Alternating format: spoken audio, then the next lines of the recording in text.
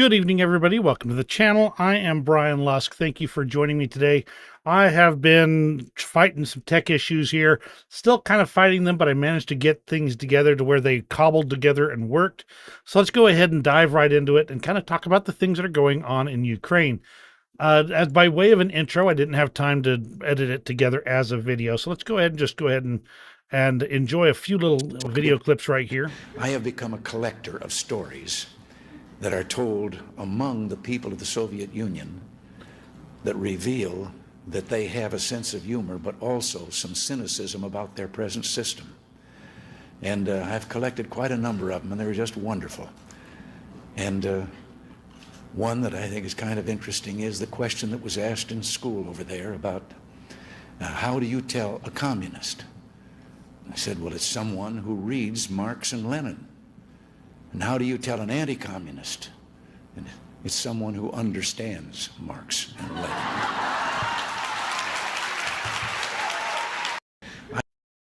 I sure miss the quality we used to have in our leaders, to not only have a sense of humor, but to be able to make an incisive point while using that sense of humor. Quite interesting. So then we'll move on to some of the latest out of the Kremlin, and that is that they are claiming that Western experts are stating that the losses of the Ukrainian military are these enormous numbers. Note that they never say who these Western experts are, or when they do, said experts actually state we never said that. But according to Western analysts, which is coming from an article titled "No Army Can Withstand Such Losses," from the Kremlin media here.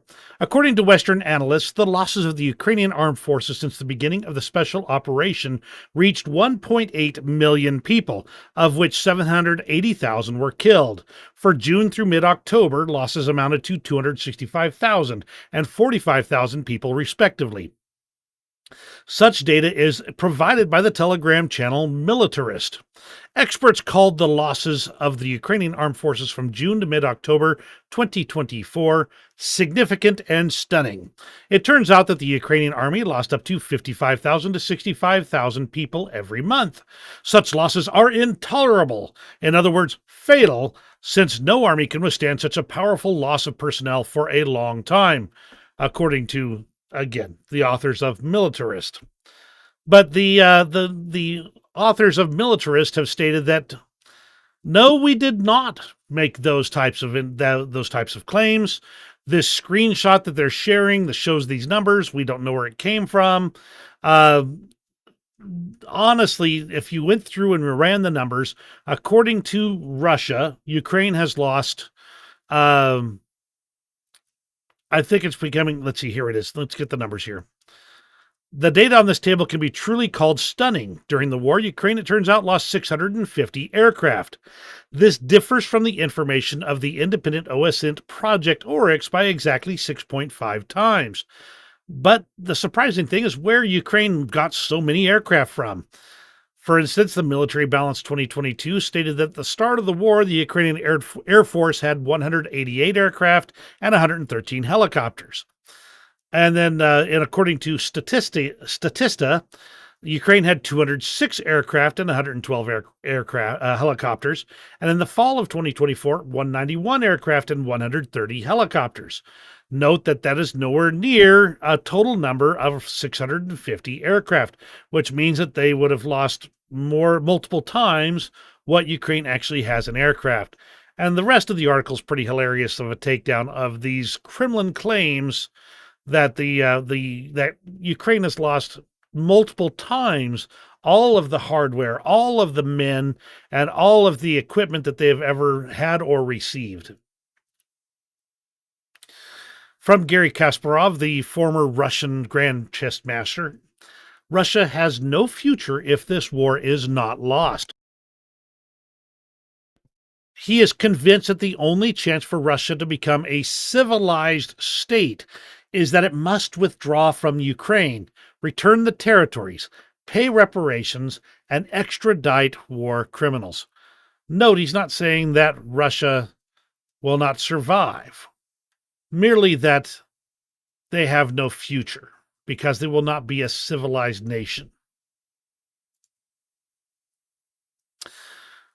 John Cipher, quoting Rusi.org, the West will have years to repent the betrayal of the courageous Ukrainians whose only crime was their wish to join the Western democratic order. That's right. Right now, Ukraine is facing Russia, North Korea, Iran, and to a certain extent, China, all on their lonesome.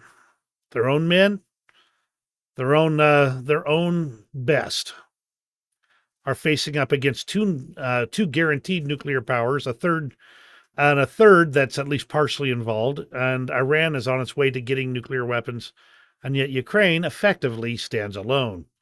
Not without support, but it's them that are paying the enormous price of this war. And as Eric Kaneki states, honestly speaking, I'm wondering if most of Europe is in some sort of coma or what is going on. We have North Korean soldiers, Iranian ballistic missiles, and Chinese drones pummeling European soil. And the reaction is nothing. Do you really think this will stop here? No, it will not stop here. Then there was a really interesting encounter here this is more of a tidbit from the war that I found particularly interesting. If you've played any computer games that involve combat vehicles, armored vehicles, this will look pretty familiar. You see a tank right here, and approaching is this armored personnel carrier. The tank sees the armored personnel carrier and rotates its barrel on target as it approaches. Now, the armored personnel carrier then veers a little bit to try and get past the tank, and the tank just blows it up. Then the crew inside bails out. You can see several of them. As I understand, 3 got out, and those 3 were captured, possibly. Another tank that was with this Ukrainian tank, this is a Russian BTR. Another tank also takes a shot at the BTR. In the end, we don't know why the Russian crew charged this position. They may have believed it was Russian tanks that they were charging. Here's another view of the situation. And if they believed it was a Russian tank, they may have been just moving across the ground expecting to go and tie up with additional friendly forces. But this doesn't make sense. Why? What circumstances would result in them doing this? The tanks are not undercover. There's no real indication that they are being hidden in any way, but there is smoke coming from it. And the question that people have asked is it possible they thought that these tanks were abandoned? And found out the hard way that they absolutely were not. Either way, this happened in the Kursk region and is just one of the many circumstances we're seeing of Ukrainian forces repelling attacks by Russian forces. Doesn't make them good and organized attacks, but they've been repelled nonetheless. That's not to say all is going perfectly, but it's interesting.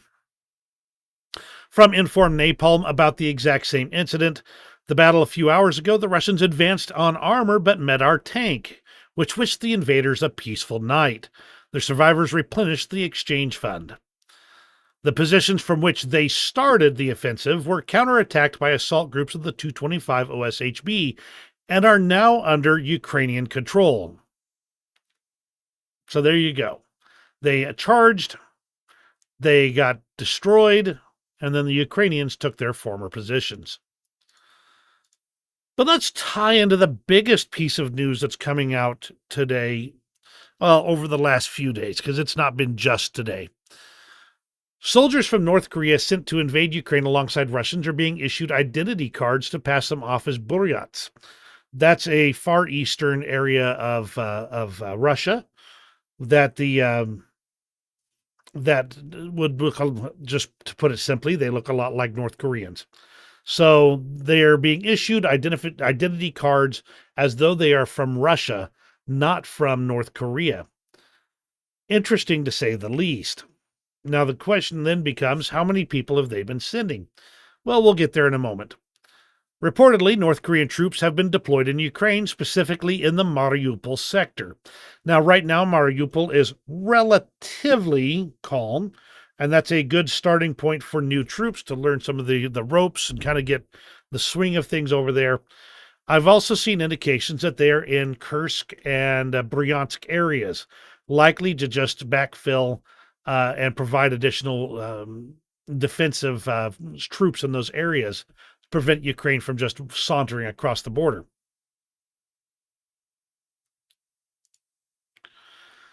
North Korea, for its part, stated that it has mobilized 1.4 million people and is ready for confrontation with South Korea. Now, there's a lot of things going on here, and we'll touch on a bit more of this, but understand there's no proof of that. For one thing, all the people who are signing papers are already in uniform. But that's not necessarily saying anything, just pointing it out. The other part of this is that 18 North Korean servicemen have already fled from positions on the border of Bryansk and Kursk, and they have not been found yet, with the Russian army searching for them. This was only 7 kilometers from the state border with Ukraine. So the question is, maybe they're trying to defect, or maybe they're literally just lost. I mean, they're in an unusual, unknown country, no telling. This special Buryat battalion was initially reported to have about 3,000 people. But later information, let's see if I can find it real quick.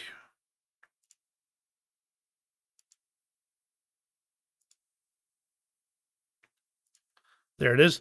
Later information says that Russia is actively preparing over 10,000 North Korean soldiers in the Far East. That's a pretty significant force. That is not to be sneezed at, even if they will fight for food. Now, in other related news, apparently, North Korea is destroying the roads to South Korea. And I've thought about this a couple of times. There's only two roads that they destroyed. No further information. Somebody said they thought they were rebuilding the roads afterwards, but I don't know. I mean, you can see those trucks lining up right there. They're clearly getting ready to do something, though I don't see any indications that they're loaded with materials. Looks like they may be there to take the material away. Again, don't have good information. We got bucket loaders, and then the explosion was set off. My theory, and this is me theory crafting right now, this is not confirmed information. North Korea is sending troops to help out Russia. They want to make sure that while they are thus weakened by having their troops in Russia, that South Korea doesn't get any ideas and come marching across the border. Not that South Korea would, but this is a paranoid regime in North Korea. So by destroying these roads, they're effectively preventing South Korea from invading, a problem that they wouldn't have in the first place.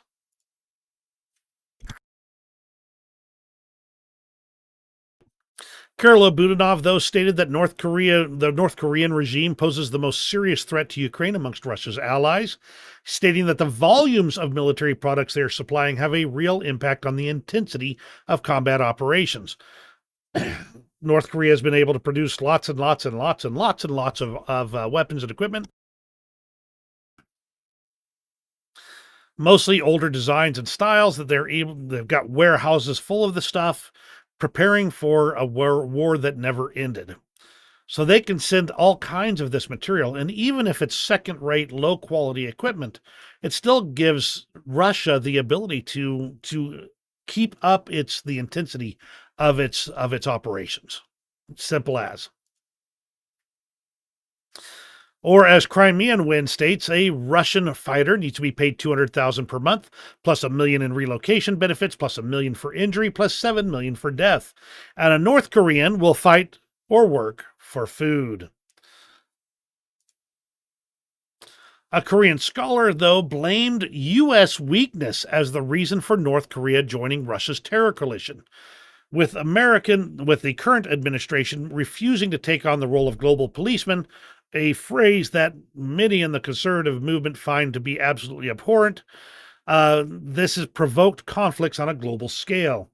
Now, if nothing else, if the U.S. is involved in directly opposing these things, these dictators get the idea that they can't get away with their stupid. As it is, though, they're seeing weakness. And that's kind of the situation with North Korea and Russia. Now, there's not, this next section is all theorized about. There were two actual known bombing attempts of planes in the West, one in Germany and one on its way to the UK. Russia is suspected of planting an incendiary device on a plane to the UK, which later caught fire at a warehouse in Birmingham.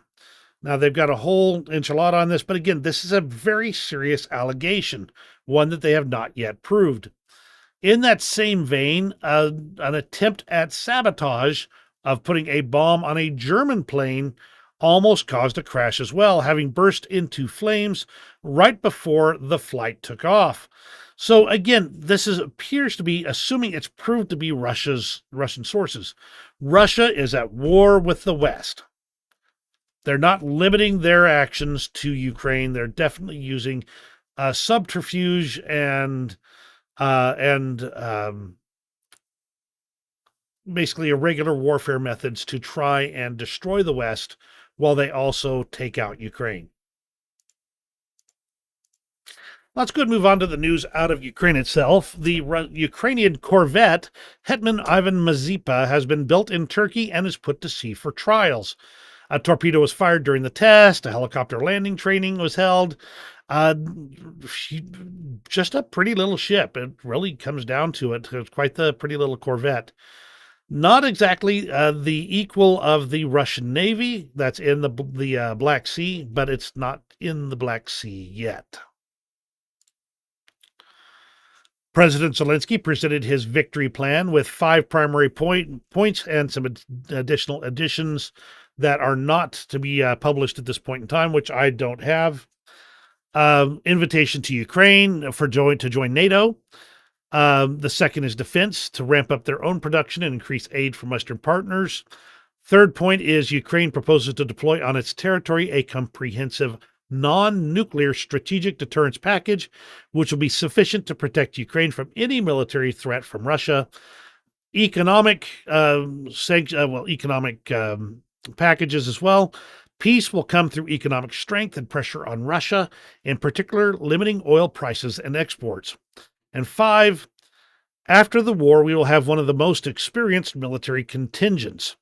People with military experience with international weapons.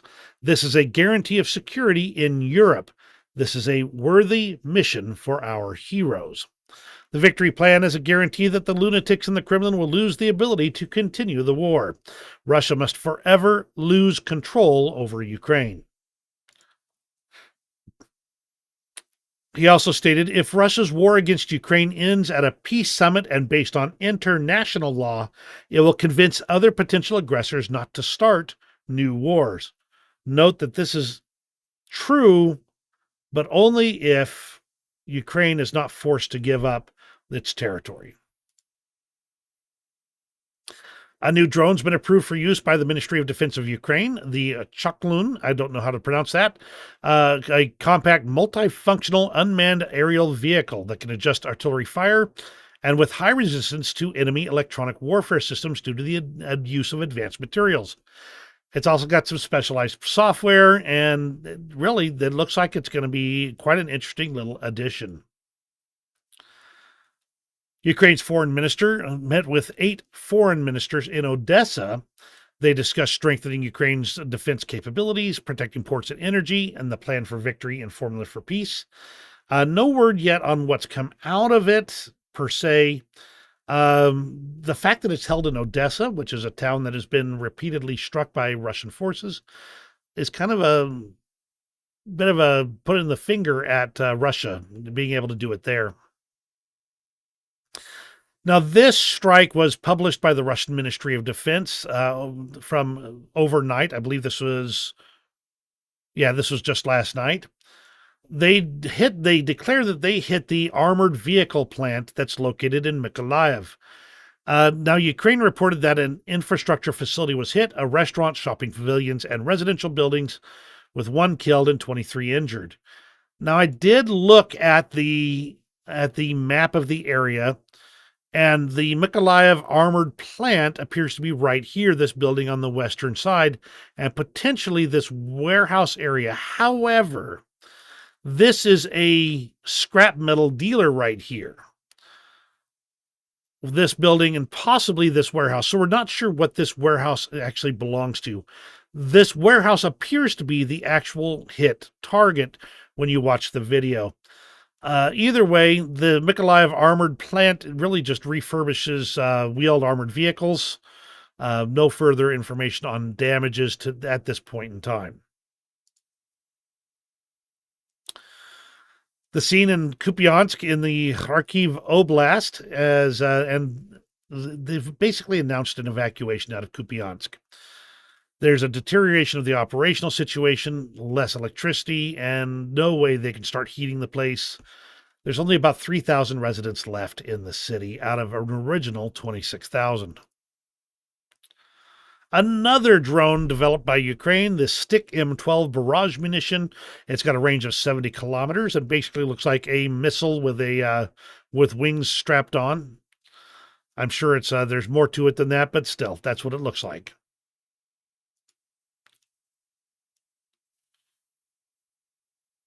Okay, you may have seen in a previous video.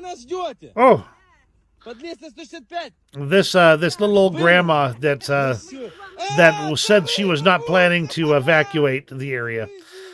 Now they've gotten in touch with her again. Let me turn the volume down on this. There we go. They found her again, and previously they'd asked her to come with them, and they'd said no. But her family contacted her and asked her to leave, and so they came and they found her again, and they evacuated her along with her cat. Got to show the cat for a moment or two, and now she's safe elsewhere. I don't know exactly where.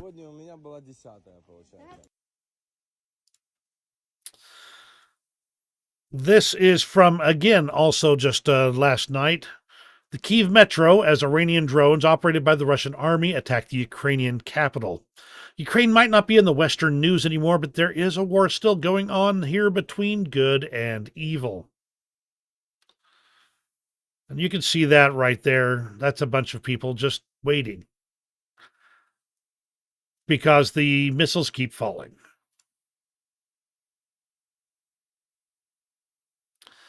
I'm going to pause for just a moment here because I still have not seen anybody come in. I'm going to pop around and just see if my stream is actually going out at all.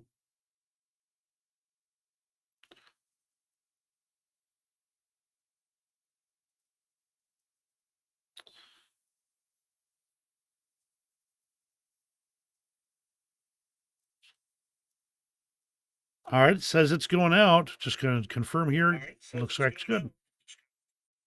Get a little echo there for you. Turn the volume down and leave that running. All right, so I do apologize for that delay. I just want to make sure that I was getting out, and it looks like I am. The biggest number of Shahed drones were launched at Ukraine also last night. 136 Shahed drones, 51 shot down, and 60 that were countered with electronic countermeasures. That's still not, that's 111, not 136. That means 36 successfully reached their destination and blew up, or whatever that destination was. Let's go ahead and move on to the news out of Russia itself. Ukrainian commanders say the Russians' ubiquitous use of Starlink satellite services on the front line played a vital role in their ability to advance, occupy more Ukrainian land, and murder Ukrainian civilians and soldiers this year. The fact that Starlink is still being used to carry out things for the Russian military as well should be concerning to a whole lot of people, though there may be reasons why they're not being cut off. Ukraine's GUR military intelligence burned a Tu-134 aircraft at the 117th Military Transport Air Regiment at Orenburg Air Base. And if you look at this map, you can see that is a long way from Ukraine. I don't know the exact number, but my guesstimate would be around 700-800 kilometers. Haven't run the numbers for that. That is a long way to send a drone and strike or otherwise strike that facility. Could have been done also with partisans. We don't know for sure.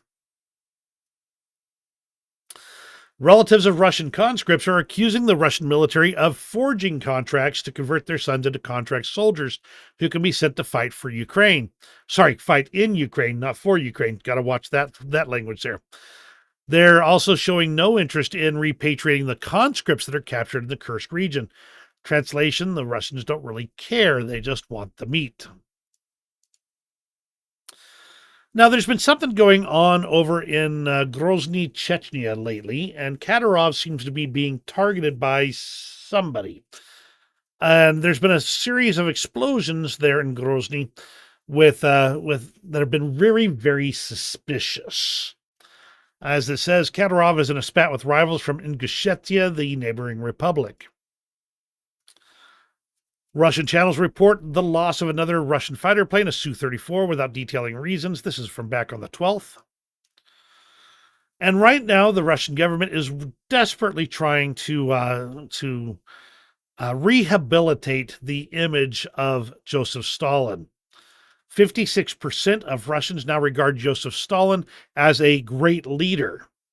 Far, far more than it was just 10, 15 years ago. Nice to know they'll celebrate the people that killed them. Russians are also complaining about the welding quality in the new body of the Bukhanka. That's those little vans that they've been driving around for a while here. Not the best construction or anything like that. It costs $15,000, and they're getting bad quality anyway. Then there was this little tidbit that kind of came through the news. A car was shot at. I think it was 8 or so hits on the in the vehicle. They say at least 3, and the other sources I've seen have said 8. 3 shots through the driver's side window, with a 44-year-old man dying at the scene. It wasn't just any random man. He actually is a recently returned from the special military operation, and turned out to be Nikita Klinkov, an officer in the main intelligence directorate. He was shot just 20 minutes away from the Special Operations Forces Training Center. So this was a high-value guy, not just a random military member that they chased down. There's a fire on the territory of Chklovsky military airfield. It's an administrative building, not an operations area. Still, that's spread to an area of 800 square meters. Now, if you want to read some doom posting, I'm just going to go ahead and drop it in here for you to read at your leisure. But basically, old Igor Strelkov, who is well known for his role in downing the, I believe it was Dutch airliner MH17 during the early days of the Russian, basically, the 2014, 2015 era, as I recall. And he talks about the situation in Kursk. He talks about the situation on the front lines. He says that the Ukrainians have managed to successfully basically maintain a coherent front line, and that the lines have not collapsed. On top of that, their actions in Kursk basically counteracted the actions in Donetsk, resulting in almost zero actual changes on the front lines. Yes, the Ukrainians captured some, the Russians captured some, but the overall ends up being balanced out. And yet, Russia's the one that loses in that case, because they have been investing their reserves, throwing everything they can at Ukraine, whereas Ukraine has managed to hold on to some of their reserves and hold them for future offensive and defensive operations. So some good old-fashioned doom posting. Go ahead and read that at your leisure. It's good. It's a decent read. From Russian propagandist, I believe it's Sladkov. Even if Ukraine capitulates, even if Ukraine agrees on neutral status, it is impossible to believe this because no one can guarantee it. So the ideal guarantee, which always works, is for the presence of our groups of forces, Russian soldiers, in the western borders of Ukraine. Not the east, the western borders. all the way at the other end. Russia wants to see Ukraine as a failed state and back inside Russia's sphere of influence. That is the ultimate goal of the war. Then Russia will feel strong enough to go further to liberate more and more countries.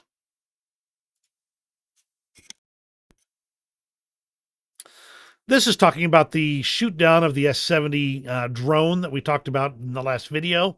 They confirm it was a Russian aircraft that shot it down, and that they believe that the drone had gone out of control and they weren't able to stop it at all, despite multiple attempts to do so.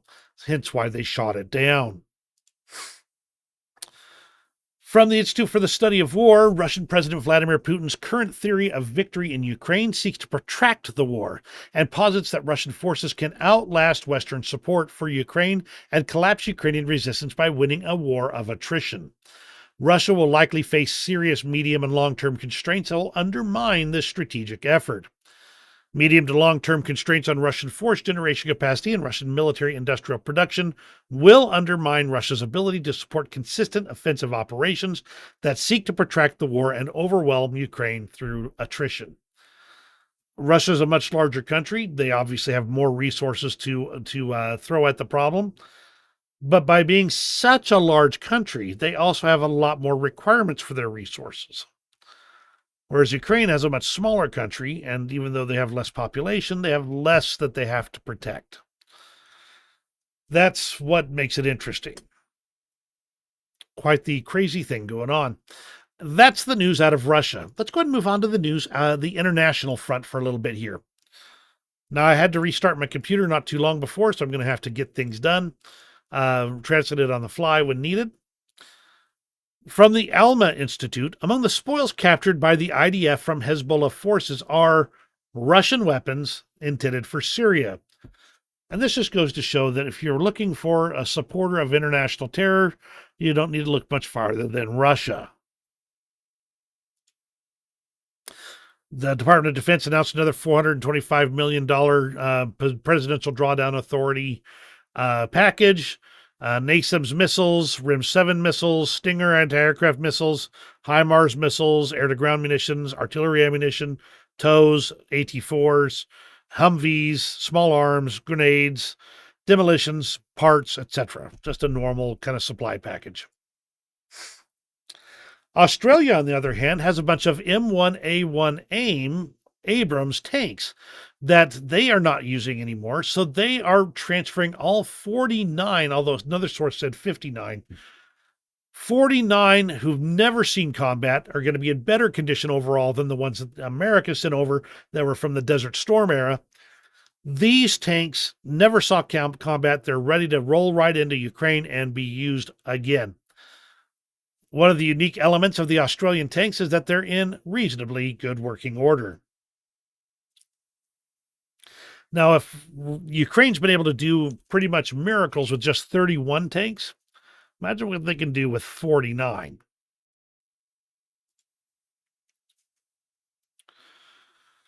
From Will Thiel, he applauds the decision of the Australian government to donate the 49 tanks.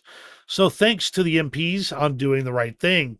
Let's make sure they arrive expeditiously, and I hope that this is only the start of delivery of all the recommendations of the Senate report on support for Ukraine. The situation is looking increasingly dire, and if we have to shame the government into every donation, and each takes months and months, while Russia and Iran and China promptly assist Russia, all could be lost. From Radio Free Europe or Radio Liberty, Russian deserters have requested political asylum in France. 6 Russian soldiers who sought to escape mobilizations for the war have arrived in France after fleeing via Kazakhstan. The 6 arrived and began the process of obtaining political asylum and have been granted entry documents. So quite the interesting little side note there. France has not been accepting many. Interesting to see them do so now. On the other hand, German Chancellor Scholz has been getting kind of squishy lately. He says he's ready to discuss the settlement of the war in Ukraine with Vladimir Putin. As Jason J. Smart, journalist, states, not surprisingly, the chancellor is eager to return to the good old days of cheap Russian gas and oil. Conversely, the opposition leader in Germany delivered in the German parliament the best speech in regard to Ukraine. He demanded from the chancellor the following: you have to communicate to Putin that he has to stop bombing civilian infrastructure such as hospitals, kindergartens, and energy facilities. And if he does not stop doing that within 24 hours, then we have to deliver tourists and remove all restrictions from firing long-range weapons into Russia. Merz is also mentioning Putin's nuclear threats and the fact that some are impressed by it. A man who fears suffering is already suffering from what he fears. From Ivana Strodner, the universe has a good sense of humor. My Uber driver for 30 minutes was telling me about HARP, or HARP, and the American government involvement in the hurricane. She kept asking questions to understand how these people think. This is one of Russia's influence operations, and they have been complaining about HARP weather control since the 80s, as I understand it. They always complain about the role of the U.S. government, the CIA, and the Pentagon. It's literally right out of Russian propaganda.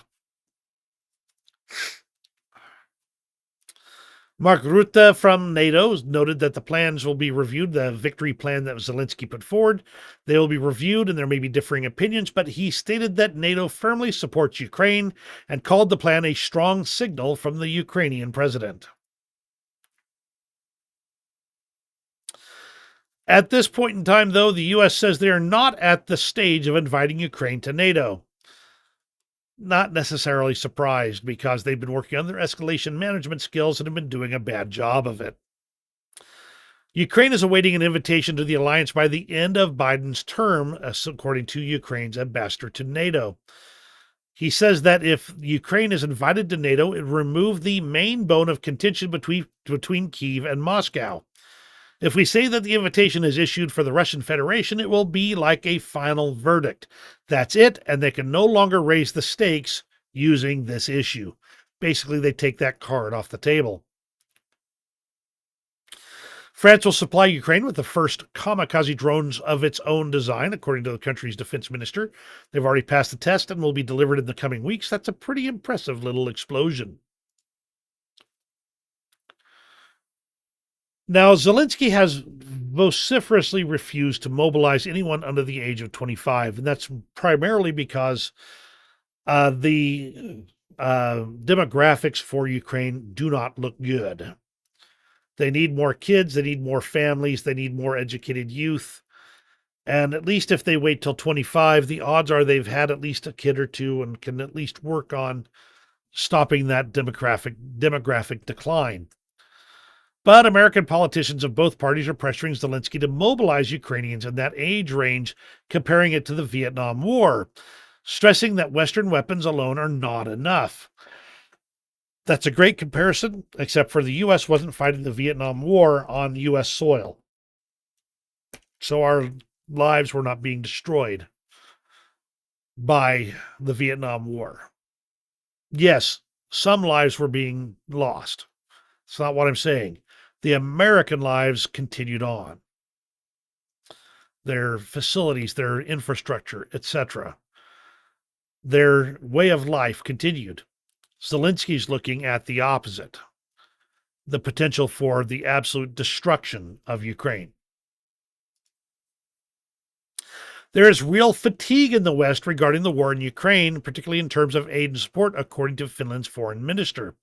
Some Western officials, she said, have started privately discussing ways to achieve a ceasefire, despite the fact that the Russian army has occupied about 1/5 of Ukraine's territory. But the EU has extended their mission to train Ukrainian military personnel for another 2 years.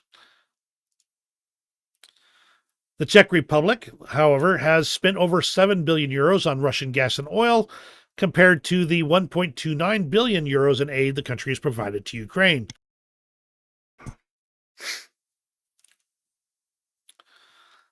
Basically, they're addicted to Russian oil. Police in Spain have seized 13 tons of banned chemicals that are possible chemical weapons precursors that were bound for Russia despite sanctions. The chemicals were found inside a container at Barcelona's port, while the 4 suspects were arrested in the nearby villages of San Feliu de... Never mind, I'm not going to bother trying. They faced charges of sustained smuggling of banned goods. Then there's this little tidbit here from Farad Malul. The international media is not covering the Russian bombing targeting civilians in Idlib, Syria. Just goes to show that this is an ongoing pattern on the part of the Russians. They claim that they are all so good at doing war that they don't bomb civilians. And yet it seems like an awful lot of civilians get killed when Russia's at war. Old Fico from Serbia, I believe is correct, is saying that it's highly likely that the war in Ukraine will end in the near future. The likelihood of a swift end to the war in Ukraine is very high, he said. I expect that tomorrow there may be hints at something as the topic of inviting Ukraine to NATO suddenly emerges. He says that this invitation for Ukraine will not come, quote, for free, meaning he's got his hands out for a bribe, and reiterated that his government will not support Ukraine's membership. He urges to forget that Russia will leave the occupied territories of Ukraine. In other words, let Russia keep it. The EU is now allocating proceeds from frozen Russian assets to Ukraine's rapidly advancing homegrown arms production. If the Ukrainians have the materials and money, they said, they can do it much quicker themselves. In other words, make your own stuff, and that's a great way to do it. Whereas Poland's defense minister says that Poles are seeing an awful lot of young Ukrainian men driving, quote, luxury cars and staying in 5-star hotels while avoiding conscription. This is not a good look. The question is, though, how much of that is actually, because we've seen signs that Russians have been putting Ukrainian plates on their cars lately to avoid getting kicked out of the EU. So there's some questions as to exactly how much of this is actually Ukrainians. That said, it's probably at least some, and always a concern when it looks bad like this. All right, let's go ahead and move on to the front lines for a bit. We're going to start actually just a little bit behind the front lines. In the last few days, there's been a whole lot of reports of dragon's teeth suddenly appearing on roads well behind Russian front lines.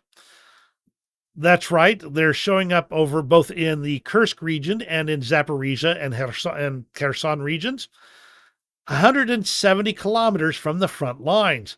They're not marked. They don't have checkpoints associated, no reflective signs. They're just being placed there, and cars are smashing into them in the dark without being able to see them at all. Now, this one obviously got pushed quite a distance, and probably that means it's lighter than a standard dragon's tooth. But someone's been placing these around, and curious, to say the least. Of course, Russians also claim that Ukrainian partisans are putting these GPS trackers on their vehicles so they can be destroyed later with precision strikes. But going back to the dragon's teeth for just a moment here, the same channel that talks about the dragon's teeth is also talking about remote mining being heavily performed in these areas, with increased mine danger in rear communication lines and drones being used by Ukraine for remote mining. So there's a lot of things going on here, and it's clear that there's going to be further pictures kind of like this one, where it's just someone who managed to plaster one of those dragon's teeth frontally full on. The reason he's still alive is because he managed to slam on the brakes not quite in time. Now, the overall front lines have been pretty static. If you look over here, you can see there's been just teeny tiny advances across little areas around here. Nothing huge. I mean, none of it's good, but nothing huge. The lines over here in Kursk region have not been updated for a while. There has been some indications that Russia has recaptured some territory here. So a little by little here, it's going to be an issue. But Ukraine has also been reportedly showing up in Belgorod region now. And we'll talk about that in just a moment because I don't have the exact location. But overall, there's a few little areas where Russia's continued to advance a little bit. We'll take a closer look here. Even War Gonzo's on board with the no significant changes in the lines of control. He talks about more of the details there. Hi, Al. Glad to have you here. Even horribly late. It's not a problem at all. Always glad to see you. So, no major significant changes according to War Gonzo. Now, Ukraine control map states that fair bit of losses marked today on both sides. Some further footage from Kursk emerged, clarifying some Russian losses, but also much of the ground remains contested, with no clear idea of who controls what. The Russian forces from the 3rd Combined Arms Army assaulted north of Verkhnokamiansky in an attempt to show that they didn't just drop a Russian flag on the settlement, but it didn't go well. So overall, again, we're looking at relatively static front lines at the moment. There's increased combat activity along the Ukrainian-Russian border in the Kharkiv-Belgorod sector.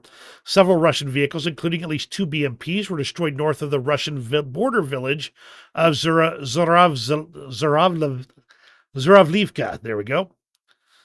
And that's kind of interesting right there. You can see right here, this would be the Belgorod region, just about a little bit north of the Kharkiv area right there.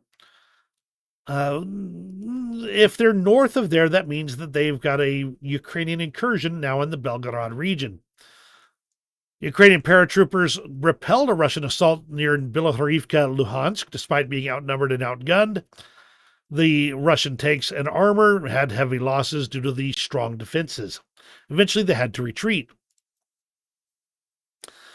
Toretsk, though, there are no intact buildings or shelters left.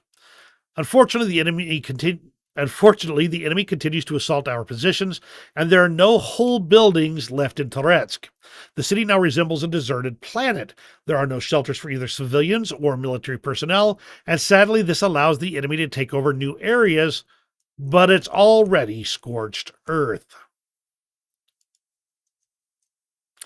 More video of Toretsk. The Ukrainian forces have been using drones to basically hit anything that moves now in there. They're using every opportunity to eliminate the Russians infiltrating the city. Now let's briefly talk about Belgorod for just a moment here. This gives us the best information we have. The village of Zuralyovka, there we go, with Ukrainian forces reportedly taking up positions in the forest belts southwest of there. A Russian column north of the border town got destroyed, as seen in the earlier thread.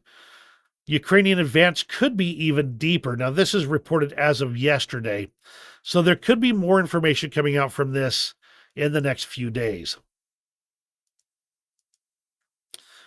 Kursk itself is getting kind of interesting as well. We have this report of what's going on in Sudzha, and it really comes down to Russians are now shelling the city. They're doing this more frequently and basically hitting everywhere around there. They're not really able to aim. The local population is basically handing over everyone who collaborated with Kadyrov guys. Something they must have done that really ticked off the locals in Sudzha. No clear reason as to why they're so ticked off at him, but that's how it is. That said, when Ukrainian shows up, they say, oh yeah, we're totally against the war. And I'm sure when a Russian shows up, they'll say, oh yeah, we're totally for the war. Either way, Sudzha remains in Ukrainian control, just it's getting bombed now. Some Russian channels report a slowdown in efforts to repel an attempted invasion. That would be the Ukrainian incursion into Kursk. According to them, despite initial partial success, the Ukrainian armed forces regrouped, preventing further advances. This is also evidenced by videos that emerged today, such as the destruction of an APC by a Ukrainian tank at close range. As Zelensky states, Russian troops have been trying to break through the Ukrainian defense in the Kursk region for 5 days. Our soldiers continue to hold their positions and launch counterattacks. A lot of fierce fighting going on near Pokrovsk and Kurhova. Over in the Kursk direction, the near Koronivo, the situation has now been clarified and updated based on newly located images. Ukrainian troops are no longer present north of the Krepna River. Vetrino, Zabalovka, Dorovka, and Zorovli fall back under Russian control, with Olgovka being disputed. So there is some changes there, not big ones, but some changes nonetheless.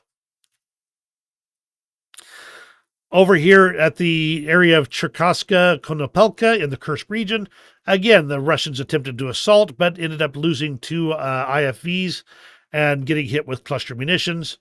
Just how it goes. This is war. And geolocated footage shows Russian presence in Lyubimovka. After initially being able to repel the attacks, it now seems Russia has been able to establish control and is advancing towards Zelinie Slayek, which, according to our information, is still under AFU control.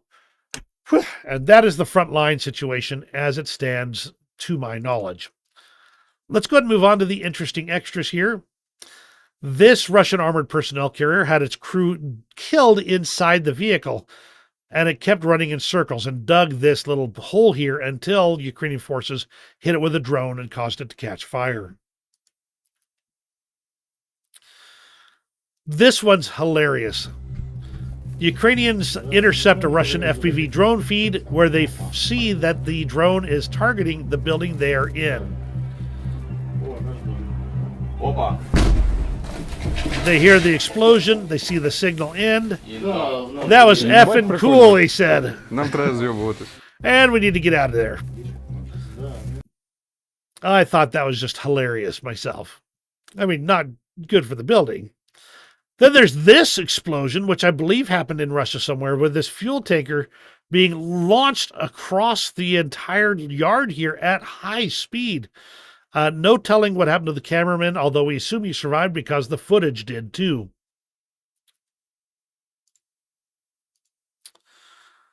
And CNN got to spend a couple of days with fighters from a Ukrainian intelligence unit where they launched over 100 drones into Russia during the night of September 29th.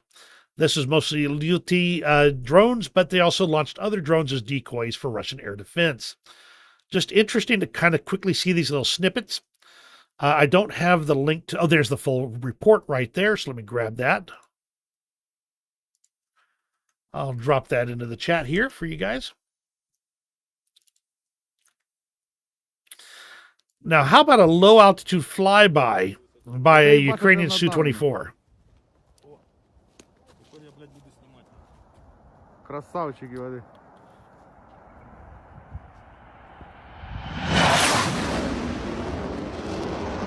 Darn impressive airmanship. And I think that overall, I think the result of the people of Ukraine seeing their military doing these types of actions is to give them hope. A little something to raise their spirits. A Ukrainian channel published footage of a Patriot system firing at a target with the location and target remaining secret. I just thought it was interesting to kind of see it moving into its interception, though they don't show the final interception. Another low Su-24 flyby right there. Always impressive when they've got those going on. Now let's watch this video real quick. Ранені. Будемо надавати першу домедичну допомогу. Орел 300. Що, будемо тебе спасати? Будемо тебе рятувати зараз. Зараз все буде. Терпи, родной. Терпи. Дихай. Дихай. Все буде хорошо.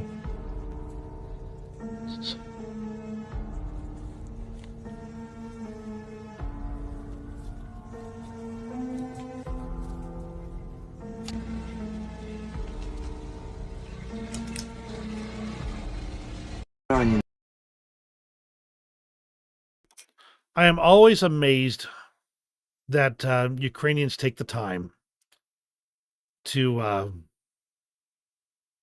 care for the animals.